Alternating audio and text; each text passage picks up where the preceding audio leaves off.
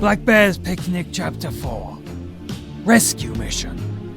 It's been a few months since version 0 was taken away on that dreadful night. The year is 1986, and the future is only going to get worse for him. Mrs. Jones, we have a serious problem we need to address with your son.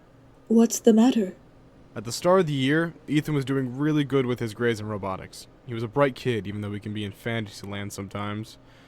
The past few months, he just hasn't been himself. Every test we do, his grades drop lower and lower. He's had a really rough few months lately. Something happened at his workplace, which involved the police. His brother went missing, and he had someone break into his bedroom while he was sleeping. You can't blame him for that, surely? I understand that, Mrs. Jones, and we've tried everything to support him through his difficult times. But nothing has been working. I'm not sure what else to tell you, sir. He's just not himself at the moment. We'll give him until summer break to fix up his grades. If he fails to do so, then we will not be taking him on again next year. But, sir... I'm sorry, Mrs. Jones, but it's the best that I can do. Good night now.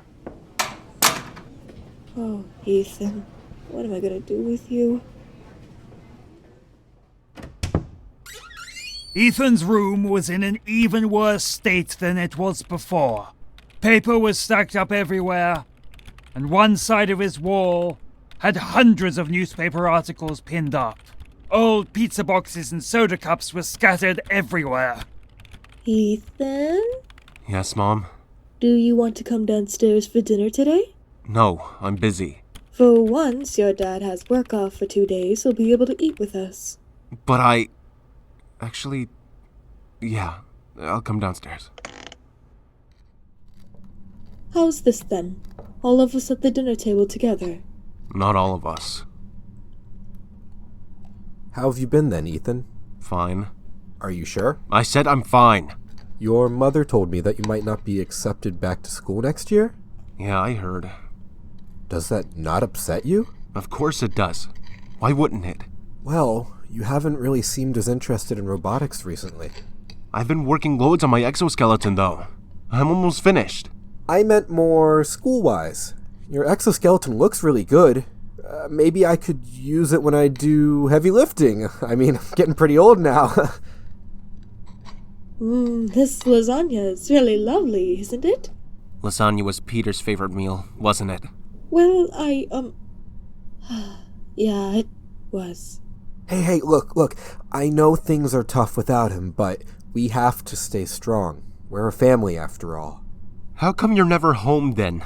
Ethan, I hardly see you anymore, Dad. Ethan, it's not his fault. He has to work hard so that he can afford our bills. But it's so unfair! I work hard so that you can live happily. Well, it clearly didn't work now, did it? Ethan! Your father... Sue, let me handle this. It's been a while since we hung out, so why don't you and I spend some quality time this evening, eh? And do what? You teach me how to use the computer like we used to? Because I know how it all works now, Dad.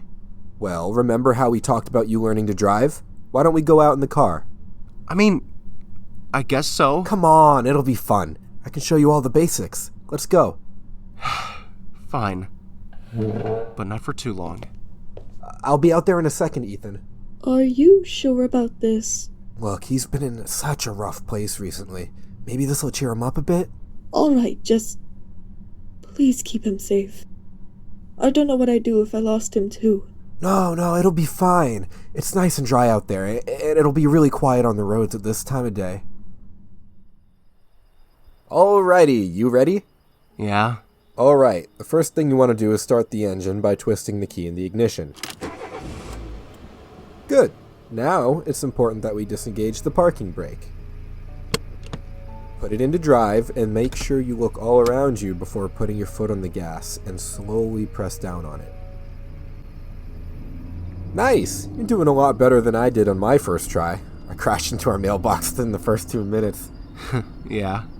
Signal right, and steer down here. Dad, you work in an office job, right? I'm not sure what this has to do with driving, but yeah. What do you do there? Well, I work for a delivery company. I manage paperwork and use computers to organize deliveries to different warehouses. Have you ever come across, strange delivery? I once found a delivery for 3 yogurts. Can you believe it? An entire truck for only 3 yogurts. No, not that sort of strange. I mean, something that is really unusual and different to see. I mean, 3 yogurts is pretty unusual. Anything else, though? Why? You looking for something? I suppose so, yeah. Well, I can't think of anything else off the top of my head. Just down here. Watch your speed. Actually, I do recall something weird that I found once. It was a weird robot. A little bit like your exoskeleton, actually. Really? Yeah, I think the description said it was some sort of kid's mascot.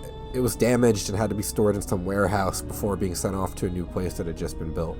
Did it have any sort of address? I don't remember that sort of stuff, Ethan. Dad, I really need to know! Whoa, calm down a bit. I might be able to find it when I go back to work. They only shred old documents on Tuesdays anyway. But Dad, it's Monday today.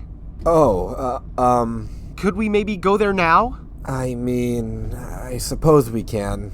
It's not too long of a drive from here, and it's all on pretty safe roads. Which way am I going?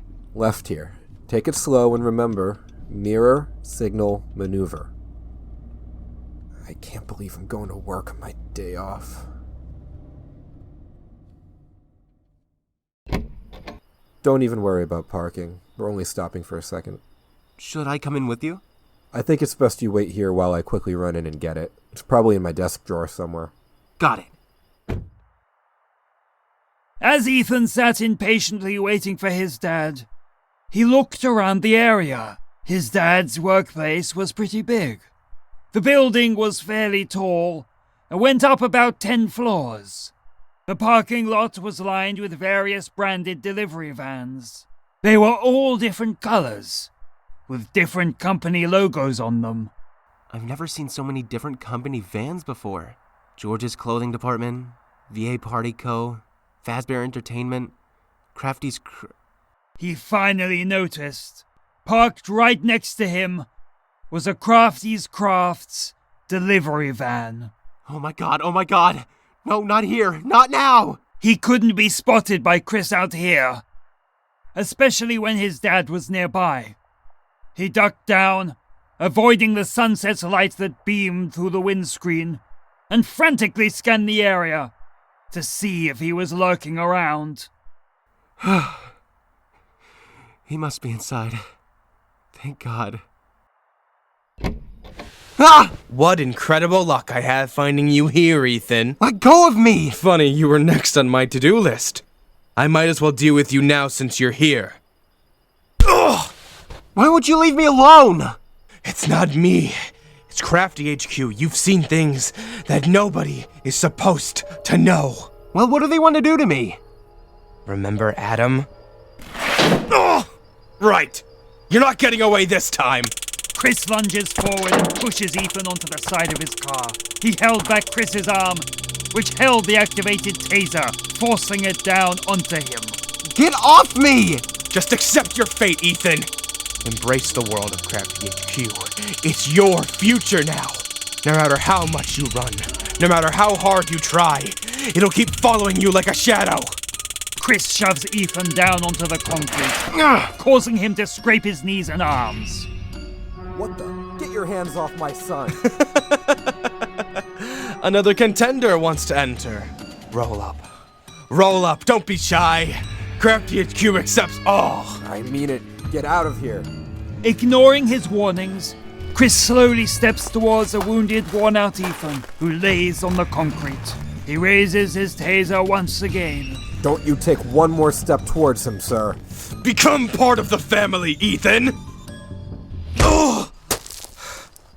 Oh my God.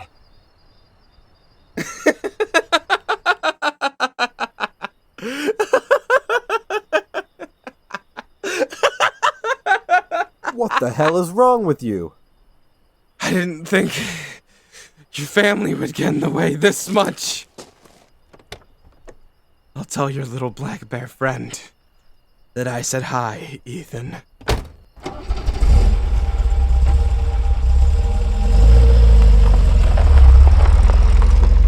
Are you okay, Ethan? That looked like it hurt. I'm fine. Have you got the paperwork? Ethan, tell me what just happened. Who is that man? Dad, do you have it? Yes. Let's go. Can you drive instead? All right, but we're talking about this later.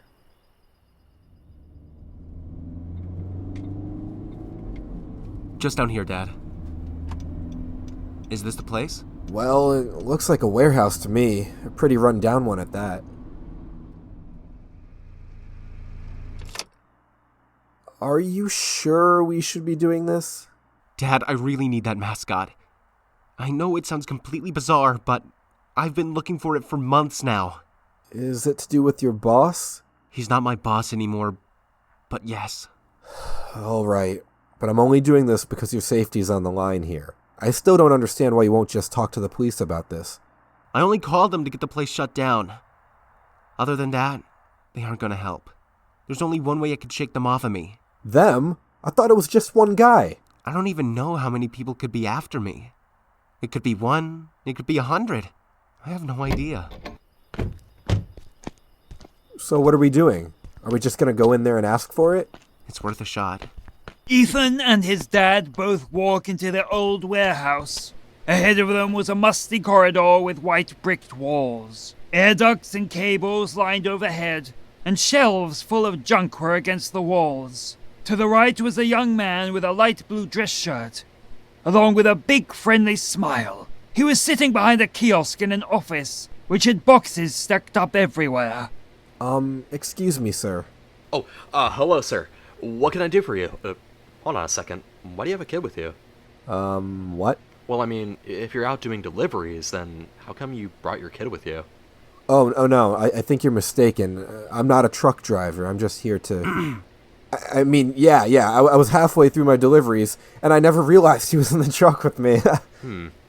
Okay, then. So, what are you here for? I'm here to pick something up. Honestly, you have no idea how many times you get to hear that a day. Okay. Have you got the papers with you, though? This is weird. What is it? This isn't like any of the documents I've seen before. Where'd you get them from? Oh, they were from my delivery company's main office. Not sure if we can accept those. Why not? Well, we have to be quite strict about the documentation of goods that come in and out of this warehouse. Since these documents aren't usually used for confirming a delivery pickup, then I can't let you take it for now. Sorry. For all I know, you might not actually be a truck driver, as you say, and you may run off and steal it. Ha! Yeah, that'd be pretty funny, wouldn't it? No, it really wouldn't. But I'm sure that you're just doing your job. If you want, you can phone your boss and ask him if he can confirm that the pickup is good to go. Ethan and his dad glance at each other quickly. No thank you. We'll just come back with the correct documents. Okay, alrighty. Sorry for wasting your time. You have a good day now. They both walk back out of the warehouse, feeling defeated. Ugh, no. That was our only chance. How are we gonna get in there now? I don't know, bud. It's getting late. Maybe we should just head back and call it a day. How does that sound? Ethan notices a small open window, hidden round the side of the warehouse. Over there! Oh, jeez. What now? Oh, you're not suggesting that we break in, are you? Yes, I can get up there easily. Ethan, your mother is going to kill us if she finds out what we're doing. Come on! But, remember what Sue told you, Barry. Put your foot down. Ethan, it's enough. Help give me a leg up. Nothing works on this boy. Hurry up! Oh boy, I guess we're doing this then. Ethan's dad kneels down, scooping up Ethan's foot and hoisting him up with his strength. Ethan stretches up and eventually grasps onto the window sill. Got it? Yep. He pulls himself up into the window before dropping back onto the cold concrete floor inside of the warehouse. Are you alright in there? Yep. The air in the warehouse was thick and dusty to breathe in. A long corridor stretched before him that had more air ducts and cables overhead. Fluorescent lights lined the ceiling, as well as rows of shutter doors on both walls. Oh geez, I really hope he's not in one of these storage units. Ethan wandered down the corridor until he heard a familiar tune. A music box. He followed it cautiously, turning the corner and entering a doorway into another room. There, in the corner, sat version 0. He was slumped over, staring blankly down at his lap. Version 0! He looks up at him, his head stopping with a click. His eyes light up, metaphorically and literally. Ethan rushes over to him, embracing him in a warm hug. Oh, I'm so glad I found you. Did anything bad happen to you? Were you warned by anybody else? I promise I'll never let them take you like that again. The end of chapter 4. To be continued.